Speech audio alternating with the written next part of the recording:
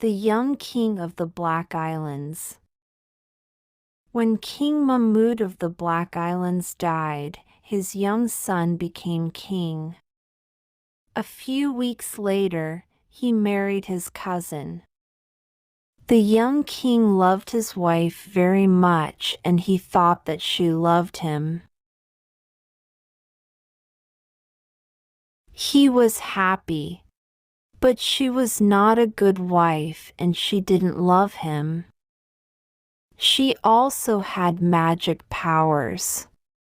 The king and the queen lived happily for 5 years. Then one afternoon the young king heard a conversation between two of his wife's maids. They didn't know that he was listening to them.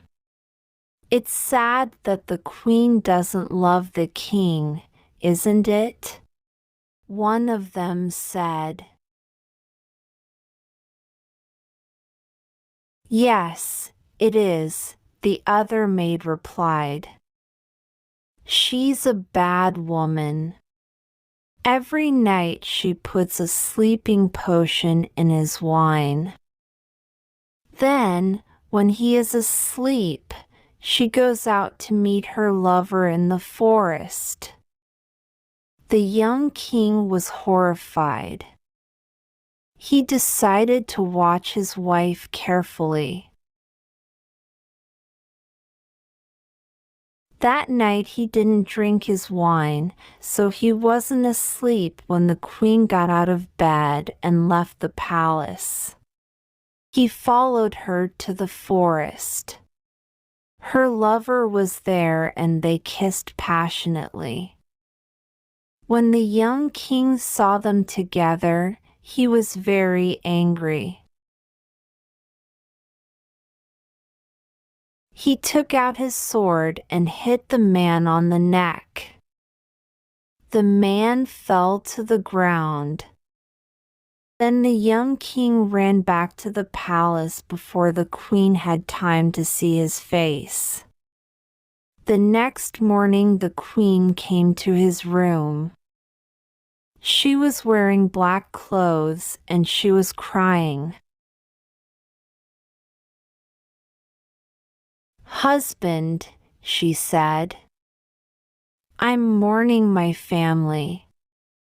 My father, my mother, and my 2 brothers are all dead." The young king said nothing.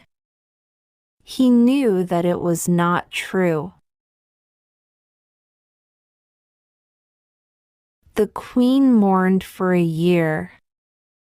At the end of this time, she built a black dome in the palace garden and filled it with precious carpets and paintings. Then she took her lover's body there. He wasn't dead, but he couldn't move or speak. She put him on a sofa in a dark room and built a beautiful fountain for him there. She went to see him every day and gave him soup and wine to drink. She cried all the time. 3 years passed.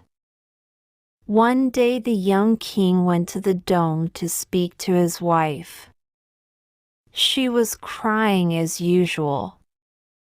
He was very angry. "I'm tired of your tears," he shouted, and he took out his sword. "You are a bad woman. I know that you keep your lover here." "Yes, I do," the queen replied. "I love him and I hate you." The king lifted his sword to kill her, but the queen put a magic spell on him before he could hit her. She turned his legs into a block of black marble. He couldn't move. Then she turned the 4 islands into 4 mountains, the city into a lake, and the people in the city into fish. After that, the queen visited the Black Dome every day. First she went to her husband and beat him 100 times with a whip. He cried and shouted loudly, but her heart was hard. Then she went to her lover. After giving him some soup and wine, she said, "How are you today, my love? Speak to me."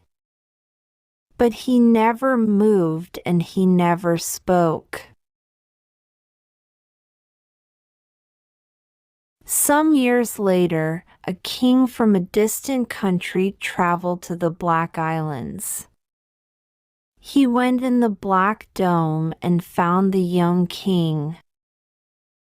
When he heard his story, he felt very sorry for him. He promised to help him. "I have a plan," he said. The next day, the king went to the room where the queen's lover was. He killed him with his sword and threw the body down a deep well. Then he lay down on the sofa. Soon the queen arrived. She went to her husband and beat him 100 times.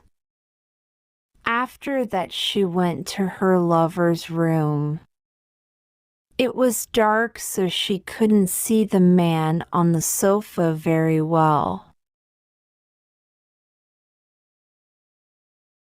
"How are you today, my love?" she said. "Speak to me." The king answered, "I'm very tired. When you beat your husband, he shouts very loudly and I can't sleep. Take the spell off. I don't want to hear him anymore." The queen was very happy to hear her lover's voice again. She said, "I'll take the spell off immediately, my love." She went back to her husband's room and took a cup of water, which she heated on a fire. Then she said some magic words and threw the water over the block of marble. "Now you are free," she said. "Go away from here and never come back." The young king jumped for joy, and the queen went back to her lover's room. "My husband is free," she said. "Are you better now, my love?" The king answered, "I'm still tired." Every night at midnight the fish in the lake jump out of the water and cry and shout loudly.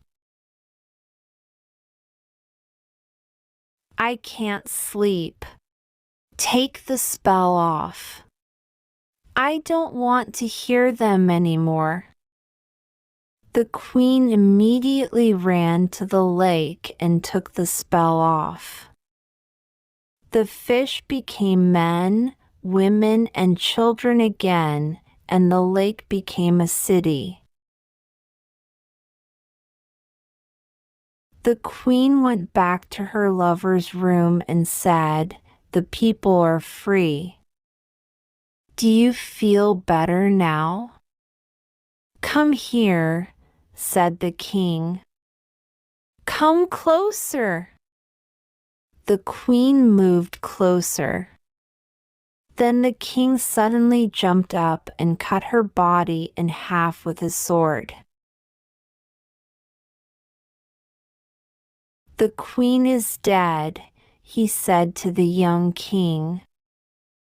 And your city and your people are free. The young king was very happy. Why don't you come back with me to my country? Asked the king. I have no children of my own. You can be my son and rule my kingdom when I die. Thank you, I will, replied the young king immediately. I never want to leave you. Good, said the king. I'll send my vizier to the Black Islands. He'll be a good sultan. So the two kings made preparations for their long journey back to the king's country. They arrived safely and they both lived peacefully for the rest of their lives.